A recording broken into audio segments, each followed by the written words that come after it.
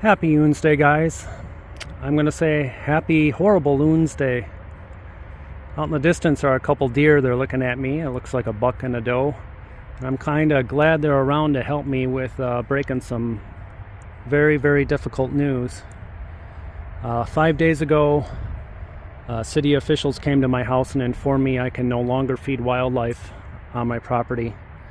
That in this city, it is against the law. My neighbors had called in and they finally responded to the complaint. So the city official walked our property, pointed out issues. We had 2 ground feeders for the birds and squirrels. We were told to get rid of that. There was a watermelon rind in the compost pile. We were told to get rid of that. It was quite an enlightening moment, a humiliating moment actually, to have government officials walk your property and tell you what you can and can't do on your private property. I guaranteed the city official that I will comply with the law. I will stop all feeding of raccoons, skunks, squirrels, deer, turkey, chipmunks, possums on my property. Every one of those I named is against the law. It's been a very, very difficult week for my wife and I and for my mother-in-law. I visited 3 of my neighbors that had issues with the animal feeding, and I personally spoke with each one of them. I sat down, I was calm, and I ensured them that I will not be feeding animals on my property any longer. I'm going to respect the laws of my community as much as I disagree with them. What I was told was anywhere from $50 to $5,000 a day fine would be issued from the moment of the warning given to me if I continued. $5,000 a day gets your attention very, very quickly. While speaking with my neighbors, asked, was there ever an issue? Did anyone ever get hurt? Was there any property damage? No one was ever injured in any way. As far as property damage goes, a neighbor had a bird bath knocked over, and the neighbor admitted they did not know if it was a deer, a turkey, or a raccoon. Another neighbor mentioned the paint was being chewed by the base of the wood molding by the garage entrance.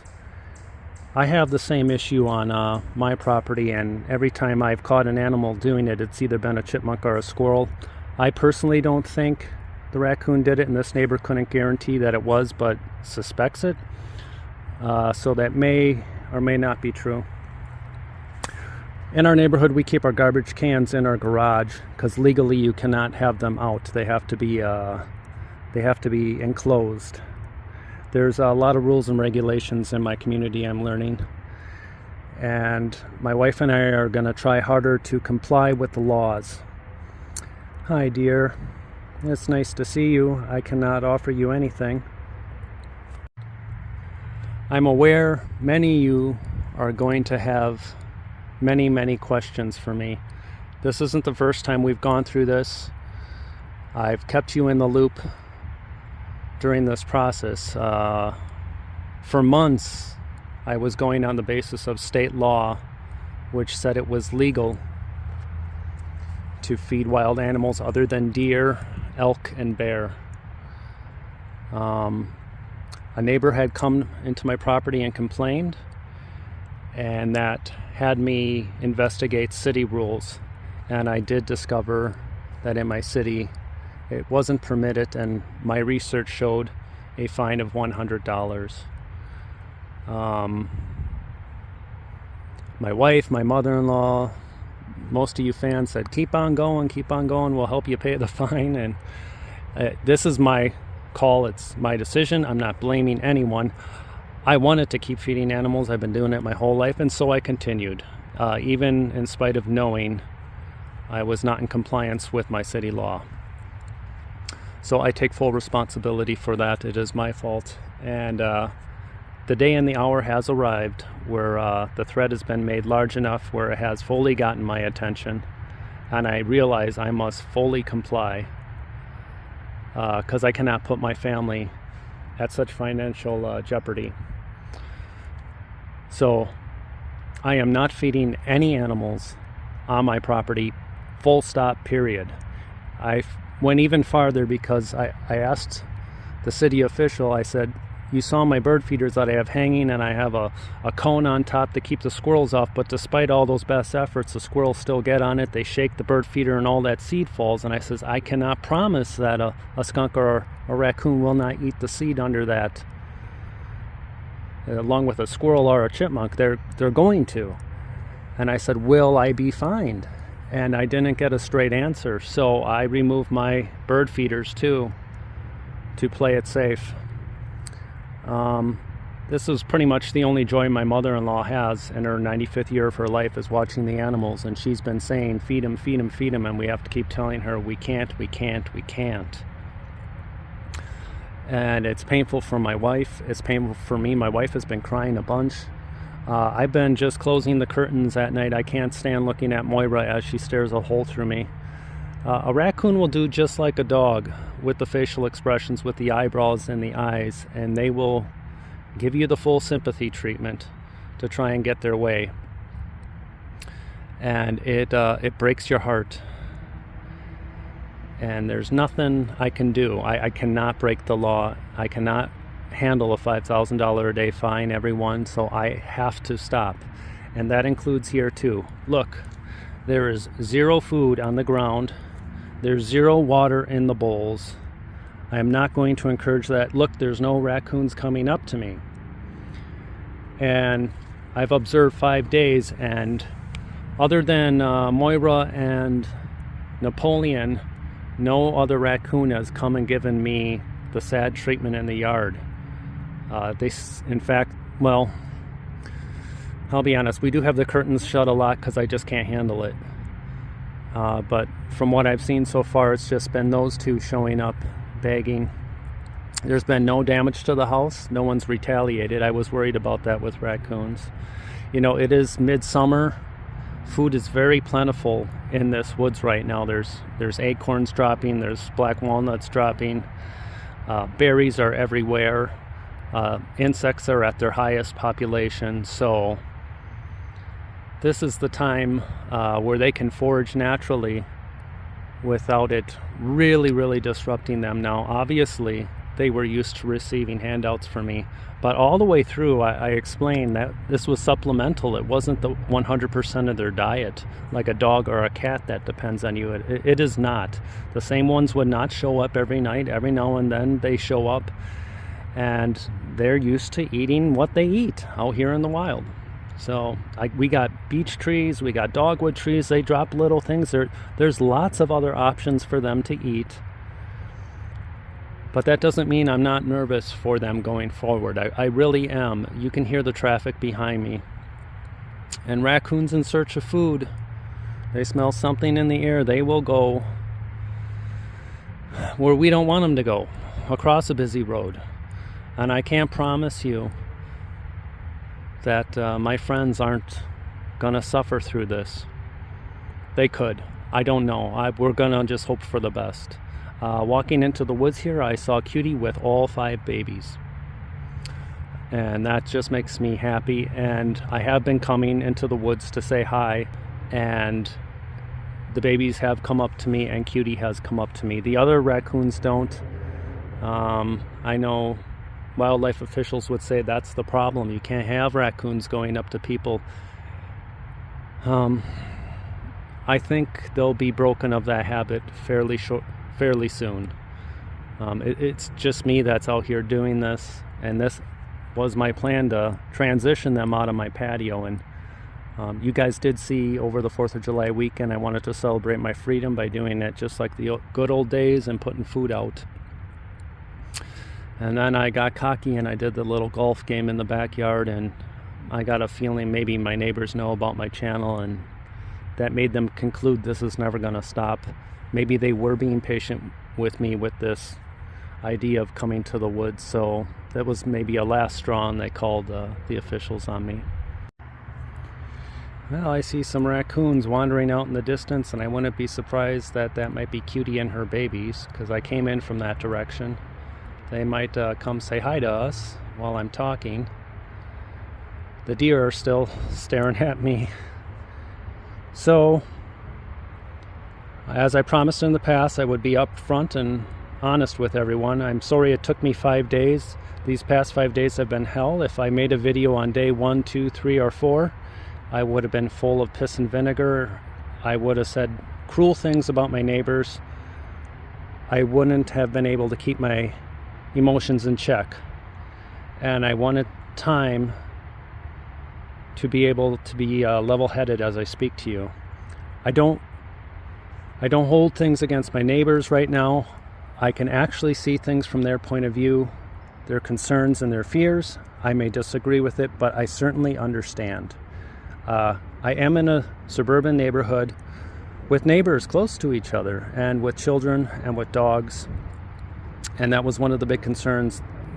What about the kids? What if a kid walks up to a wild raccoon, or what if a wild raccoon approaches a kid? Something could happen. And I appreciate that concern.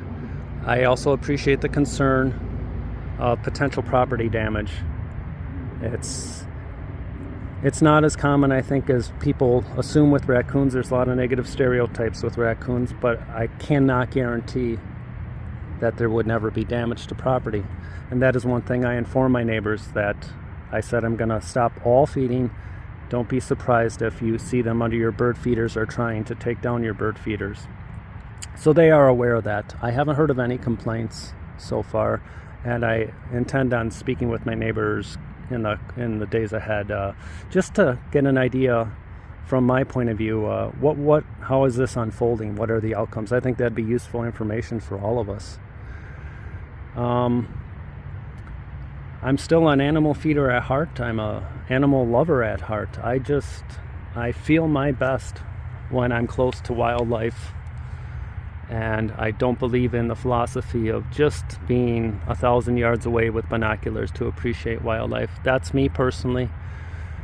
And I'll have to find another area of the state or the country where I can legally pursue my happiness. This community isn't it, and my wife and I are discussing future plans of leaving this community.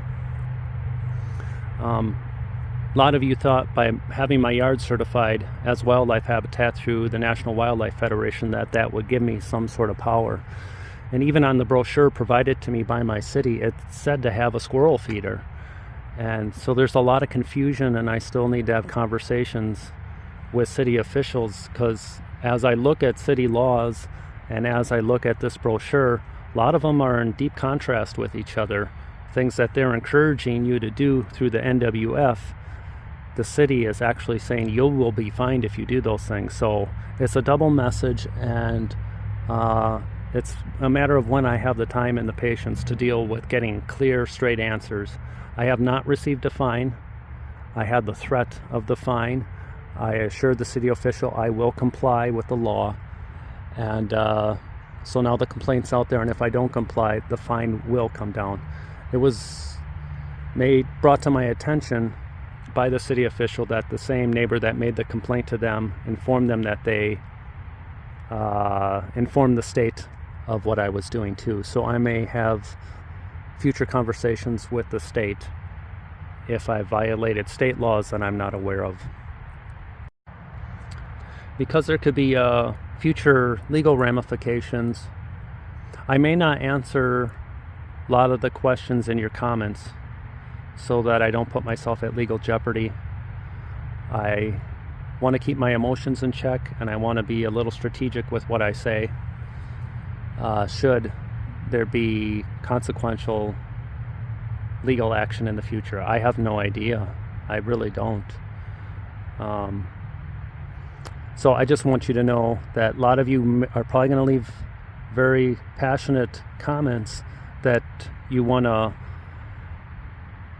full response from me with, and I may not give you that response you're looking for. That's something I've always driven to do with OONSDAY, is really respond to all of my viewers. And on this one, I'm going to allow comments, but I may not engage in a conversation so that I don't say the wrong thing. A little bit of good news in all of this is I've done over 500 videos in some year and a half, and on all of them I don't allow any editing, video editing or audio editing of any kind. Like, you can't take my video and do what you want with it. I am gonna start from the beginning, and maybe 25 videos a day I'm gonna say, here it is, public, do what you want with it. So if people want to take my videos of the raccoons pouncing on pianos, open up piñatas, etc., you can take it, have fun with it, do what you want with it. I'd appreciate if you credit OONSDAY, the channel, as being the creator of that content in your description or in the video. That would mean a lot to me. Otherwise, I hope you guys continue to find animal feeding channels out there that speak to you. I would highly recommend to you that you check out Raccoon Mimi. She's down in Louisiana. I consider her a friend. Her and I communicate back and forth with each other. She's wonderfully positive and upbeat. She has characters with her raccoons like I did with mine. She has names for individuals. She has up-close personal relationships with them where she can touch them, and she could feed out of her hand. And it's a beautiful thing, and she's the kindest, most sincere, pure soul you'll ever want to encounter on YouTube. And I would be honored if you would take a look at her, because every time I go to her channel, she puts a smile on my face. So as for the future of OONSDAY, I really don't know. My animal feeding was my passion and my drive that I wanted to share with everyone. And now that I'm legally not able to do that, and I would have to drive a great distance to do that, I have no idea how to proceed as a YouTube channel.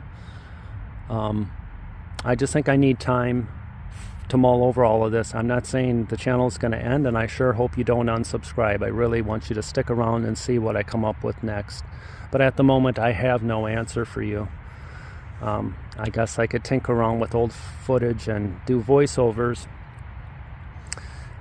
When I first realized that everything was going to change and I was in such an angry mood, boy, I was thinking of just going at it from an environmental angle, from a sarcastic angle, just such fierce emotions boiling up within me, and I don't want to do that. I wanted OONSDAY to always be positive and happy and joyful, and an escape from politics, an escape from anger and divisiveness. And I want to do that going forward. I don't want to go down the rabbit hole of negativity. It's easy to do that, and that may have come off in some of my other videos when neighbors had complained to me how upset I was about being told what to do on my personal property.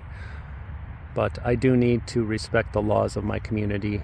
This is a society, and that's how societies function. And maybe laws can change in the future. I'm not going to say I'm going to become an activist, but I may try to be more involved than I have been in the past. Well, me and this pretty lady right here, this beautiful doe, are going to say happy OONSDAY, and here's to hoping for better days. You have to keep hope. Otherwise, what's the point? Bye, guys.